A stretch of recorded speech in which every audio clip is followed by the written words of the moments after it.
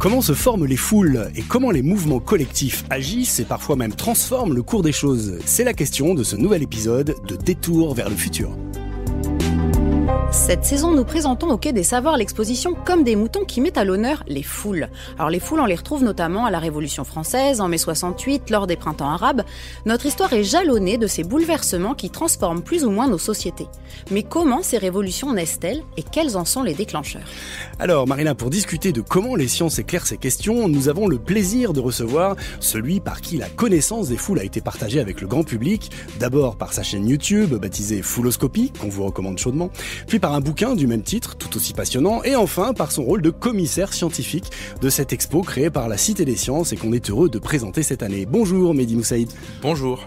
À ses côtés et en direct depuis l'Université de Grenoble-Alpes, où elle mène des recherches en sciences politiques sur la Révolution française et les questions contemporaines liées à notre société, nous accueillons l'historienne Sophie Vanish. Bonjour Sophie Vanish.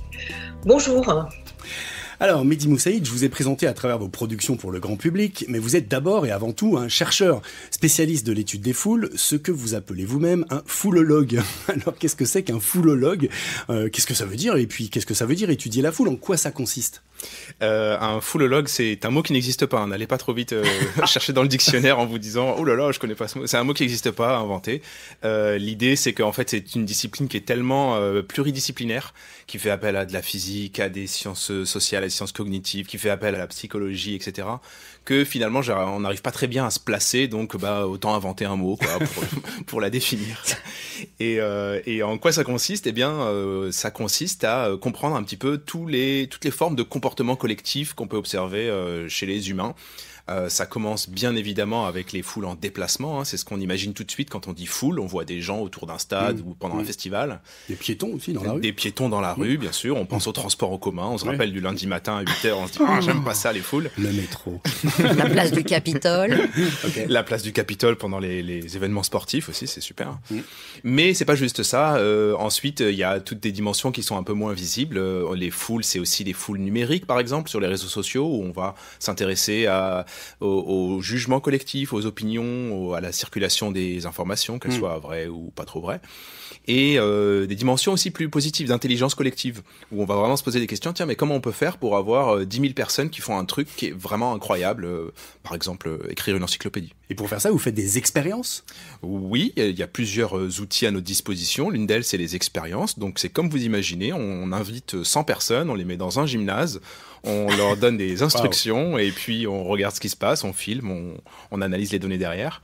C'est pas très facile à organiser. On peut aussi faire des observations sur le terrain. Donc, on va dans la rue, par exemple, et puis là, on met des caméras pour filmer les passants ou dans d'autres contextes.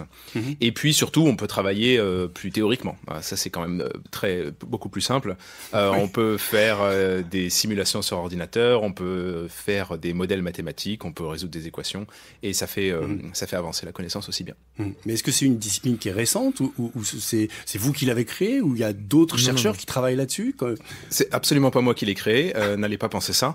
Il y a plein de chercheurs qui travaillent sur des variantes de fouloscopie, entre guillemets, qui ont des spécialités, qui soient donc les déplacements, les réseaux sociaux, etc. Il y a des dizaines et des dizaines de laboratoires à travers le monde.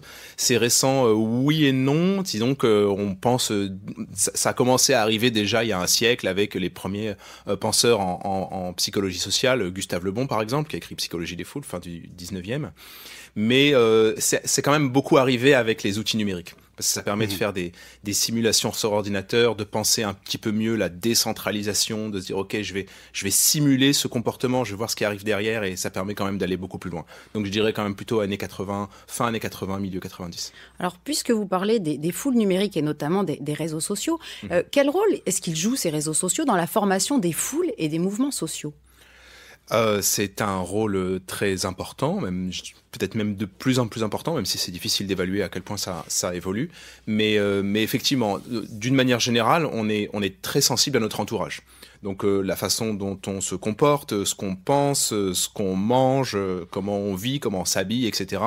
Même si on n'a pas trop envie de se l'avouer, mais en fait, c'est quand même très très influencé par notre entourage.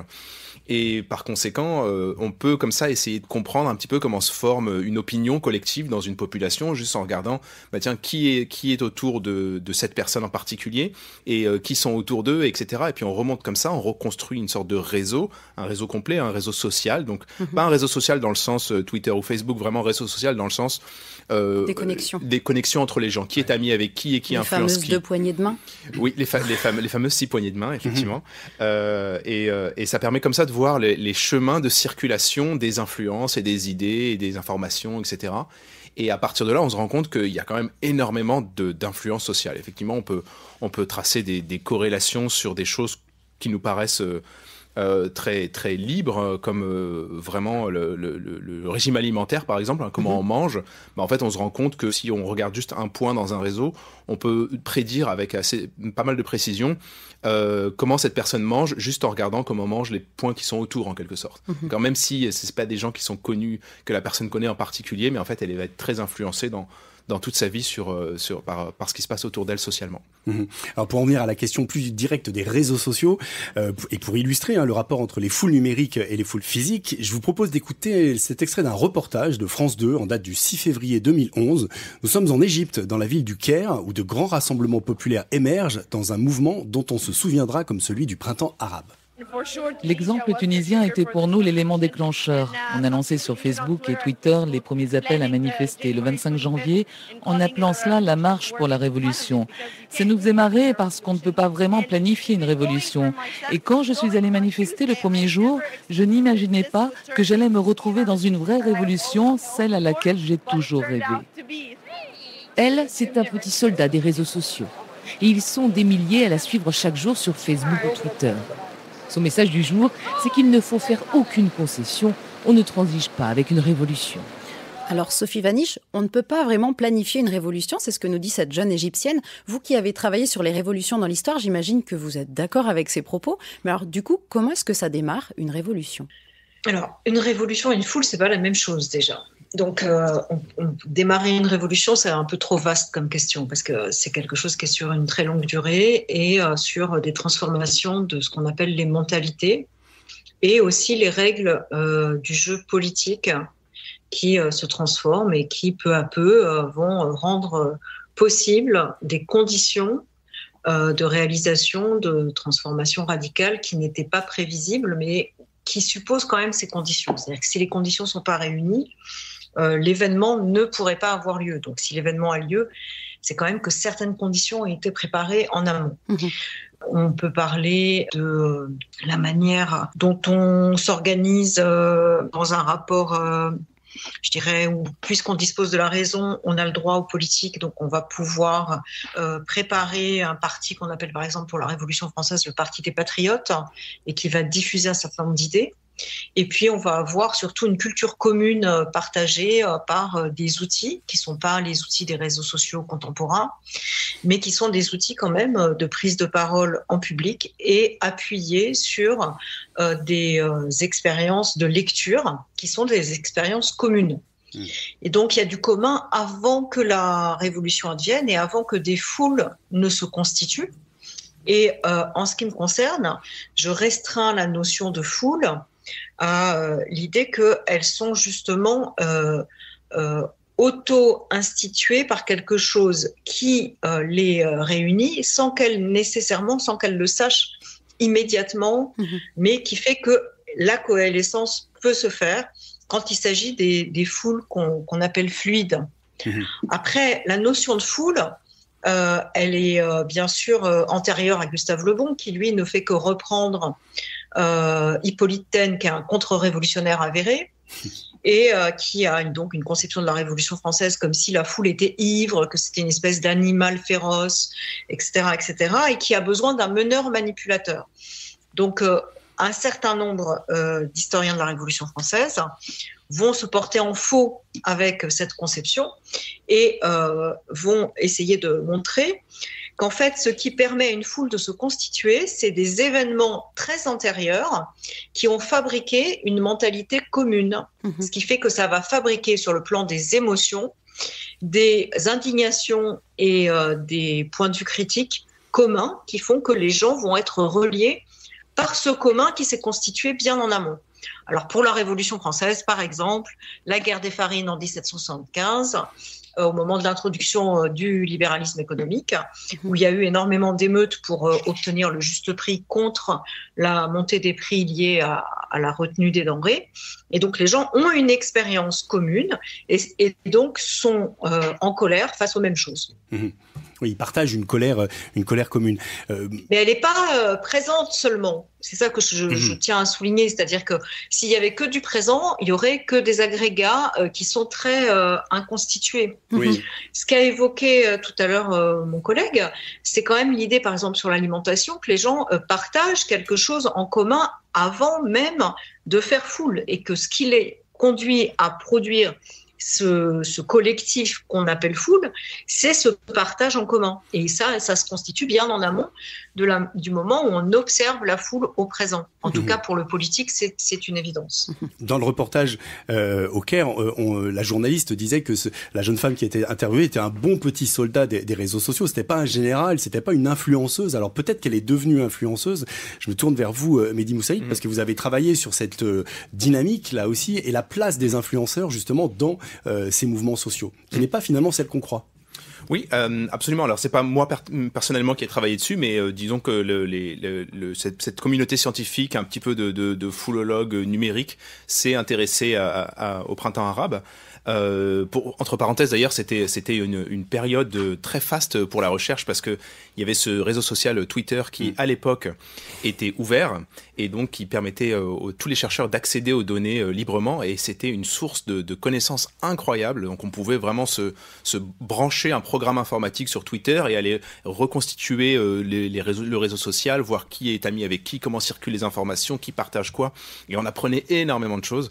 Malheureusement, c'est plus le cas maintenant, donc ça fait un petit peu moins de connaissances, mais c'est pas grave. Et du coup, en 2010, Twitter était ouvert et donc les chercheurs en ont profité. Ils sont allés regarder. Ok, profitons de ce changement qui est en train de se produire pour regarder qui a influencé le truc, quoi, qui a lancé ce mouvement. Pendant très longtemps, les chercheurs étaient branchés sur une optique d'épidémiologie. On disait, ok, comme un virus qui circule de proche en proche, il est probable que les changements de comportement circulent de la même manière. Et donc, on avait des modèles qui étaient inspirés de l'épidémiologie, où on se disait, bon, on va, au lieu de dire je suis malade, on va dire je suis dans la rue, mais sinon, on va prendre le même modèle et puis on va essayer de voir si ça marche ou ça marche pas.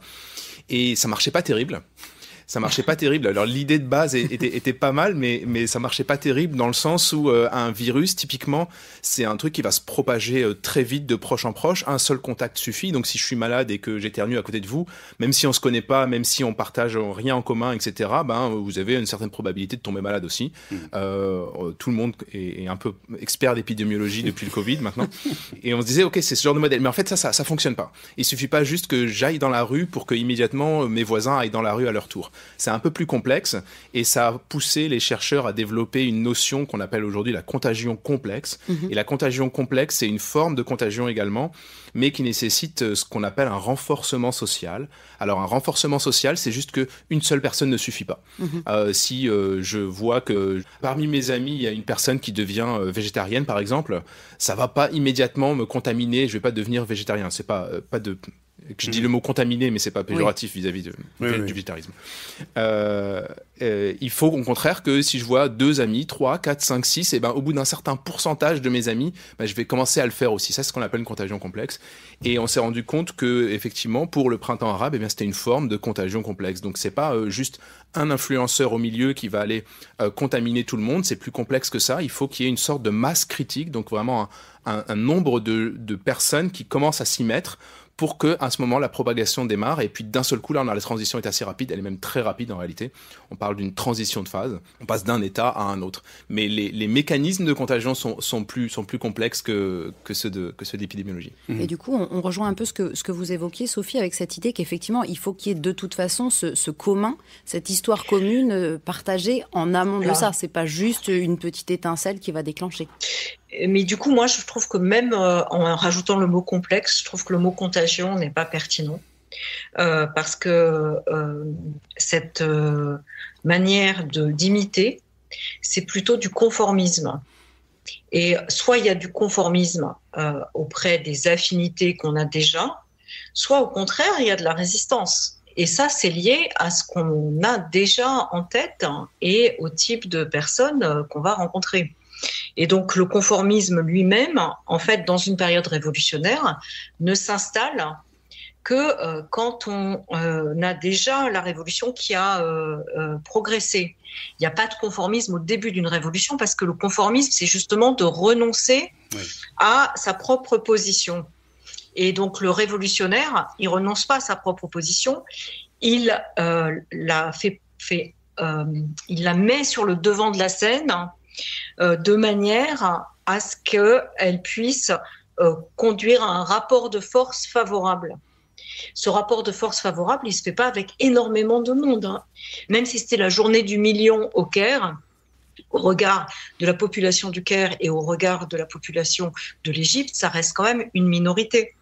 Et donc, bien sûr, il faut des points critiques de masse, mais c'est des points critiques de masse qui ont un lien avec une histoire longue. Je ne sais pas si pour l'Égypte, vous vous souvenez de l'histoire de l'immeuble qui a fait l'objet d'un roman puis d'un film où on voyait tout ce qui se passait dans l'Égypte pré-révolutionnaire, enfin avant la période révolutionnaire, et on voit qu'il y a des enjeux autour des rapports sociaux et qu'il y a tout un imaginaire d'alliance entre petits contre les grands ou contre les puissants, puisque en l'occurrence c'est une affaire de rapport de puissance. Et donc il y a tout un moment d'alliance entre l'armée et les petits, parce que les petites gens, quand ils n'ont pas les moyens d'avoir du travail, finalement, ils s'enrôlent dans l'armée. Et donc, il y a eu là tout un moment particulier, et ces moments particuliers ont une histoire. Et le mot contagion, ça donne le sentiment qu'il n'y a pas d'historicité dans les constitutions de foules révolutionnaires. Il n'y a pas d'historicité dans la constitution de foules qui sont des foules qui sont commerçantes, enfin, on va s'achalander dans un centre commercial, il y a des foules. Et là, il n'y a pas besoin d'avoir une historicité au sens fort du terme. Mais sinon, il y a de l'historicité, et ce qui conduit à limiter l'enjeu, je dirais, proprement technique, de ce qui permet de décrire techniquement la foule, au profit de qu'est-ce qui fait que ces gens-là, quand ils vont voir passer effectivement la manifestation et voir certains mots d'ordre, ça va résonner en eux sur un plan émotionnel autant que rationnel, voire plus émotionnel que rationnel, et ça va leur donner le désir de défendre leur propre dignité et d'y aller. Et ça n'a rien à voir avec de la contagion, ça a à voir avec de la résonance. Voilà. Et je trouve que c'est intéressant, cette séquence qu'on vit là, parce que ça permet de discuter sur le vocabulaire qui permet d'être un peu plus précis pour distinguer les choses qui sont uniquement sociales et les choses qui ont une dimension politique. Oui, Mehdi, vous utilisez beaucoup le vocabulaire qui vient de la physique. On a l'impression, et aussi de la mécanique, ou en tous les cas, on a une approche qui effectivement consiste à décrire des phénomènes qu'on observe en temps réel.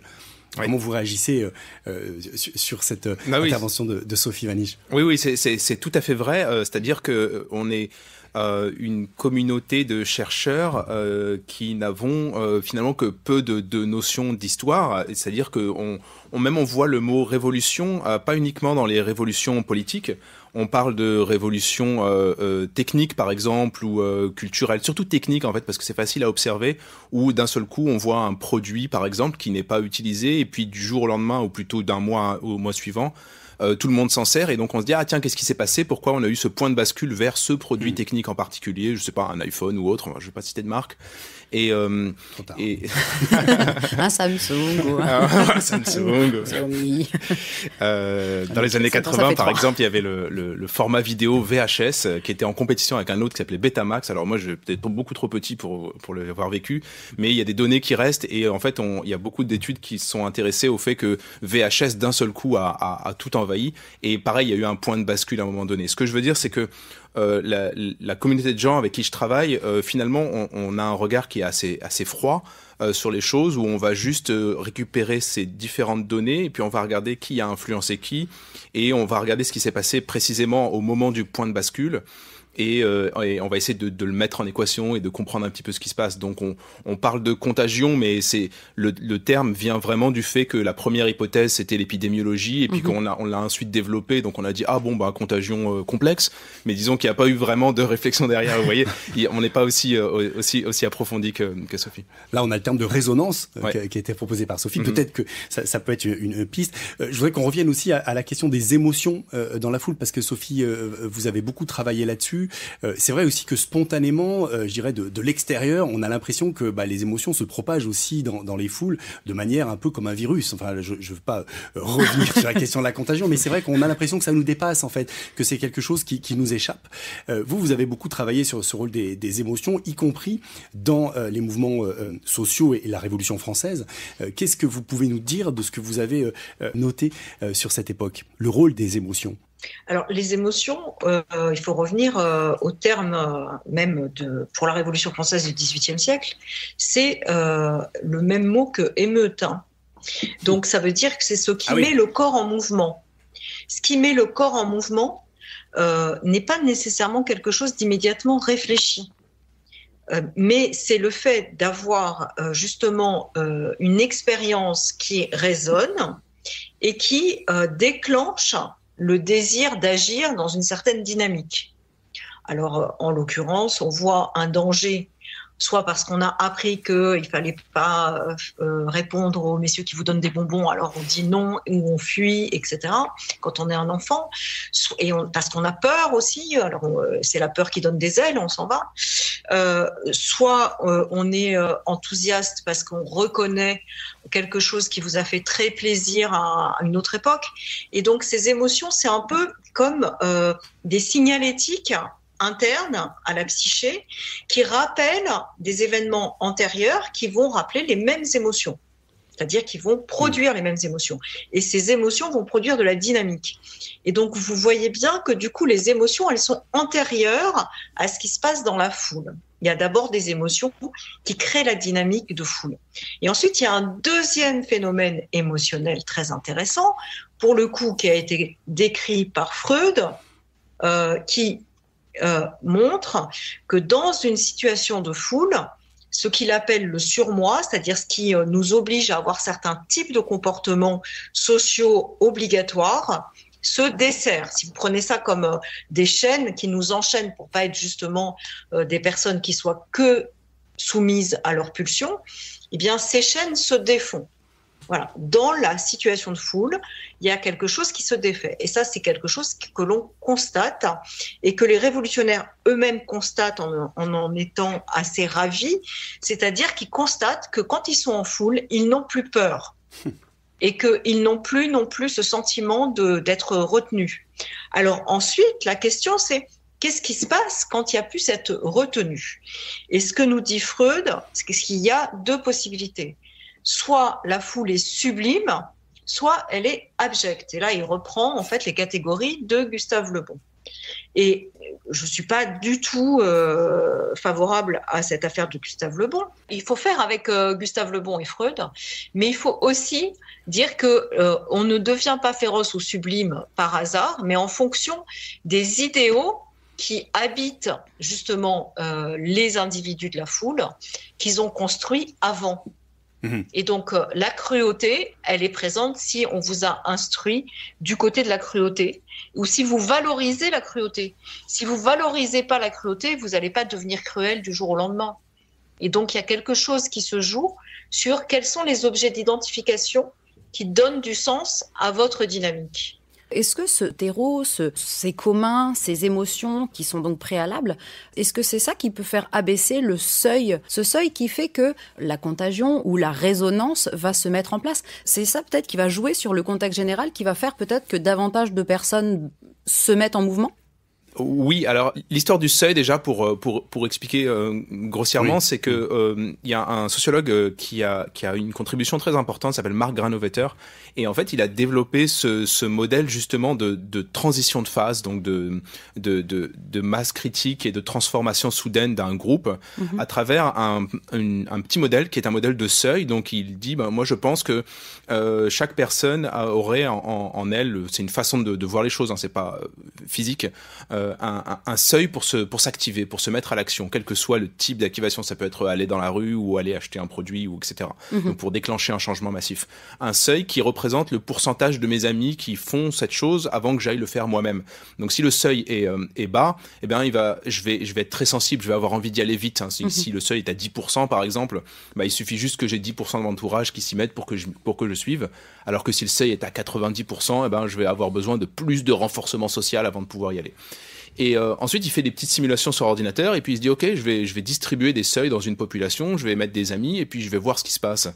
Et il se rend compte que effectivement, en fonction de la distribution de ces seuils dans la population, eh bien, on peut avoir des déclencheurs, donc une masse critique est de plus en plus faible. On peut avoir juste 2 ou 3 personnes qui vont passer à l'action, qui vont donc convaincre leurs amis de passer à l'action parce qu'ils ont des seuils bas, puis les amis des amis, et de fil en aiguille, comme un feu de forêt, eh ben, ça va se propager comme ça jusqu'à ceux qui ont des seuils élevés, parce que quand tout le monde s'y sera mis. Et du coup, de manière inconsciente, parce que finalement, c'est des éléments qui sont personnels, mais qui sont finalement les communs qu'évoquait Sophie. Exactement. Et en fait, ce seuil, il est dans ces simulations numériques, ce seuil, il est placé au début de la simulation. On va dire que vous, c'est 20%, on dit que, et on commence comme ça, mais on s'intéresse. Exactement, c'est un modèle et on s'intéresse pas vraiment au contexte, etc. Après, une fois qu'on a vu le modèle, qu'on a réussi à le faire coller pas mal sur certaines données, on se dit, qu'est-ce qui va le déterminer finalement, ce seuil ? Nous, on l'a mis au hasard, mais qu'est-ce qui le détermine ? Ce qui le détermine, c'est justement l'histoire, le contexte social, ce qui s'est passé, etc. C'est le contexte, tout simplement.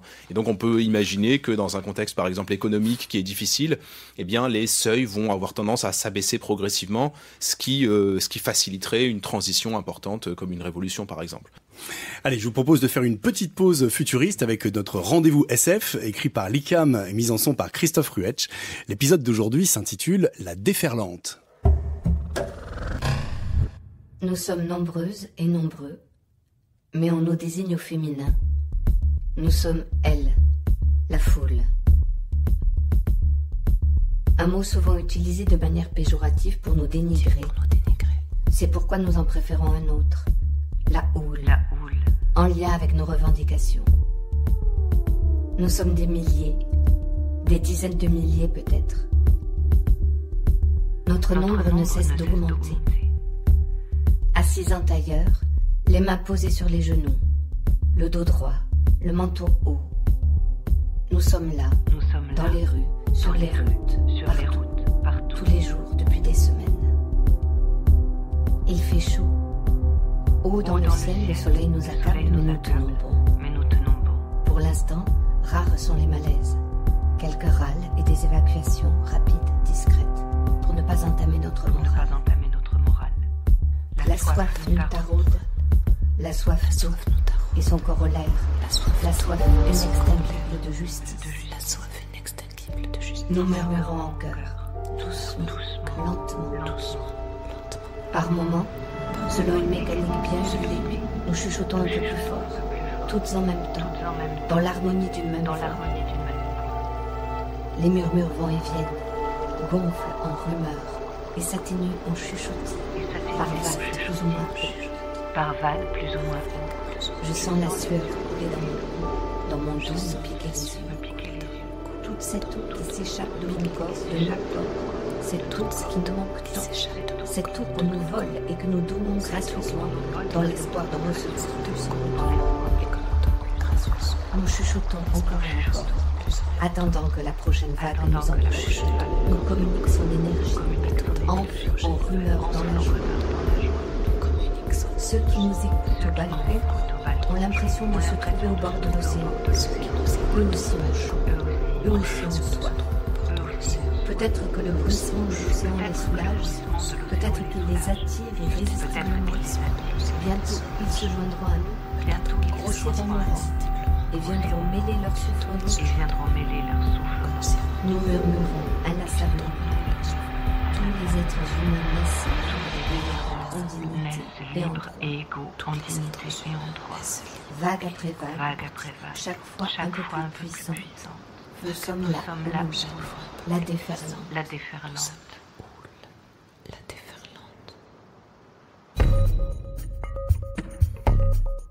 Texte ICAM.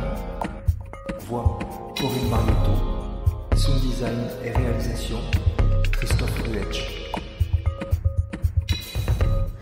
Alors, Sophie Vanish, pour revenir à la situation d'aujourd'hui, comment est-ce qu'on pourrait caractériser le contexte actuel, alors qu'on observe régulièrement des mouvements sociaux ?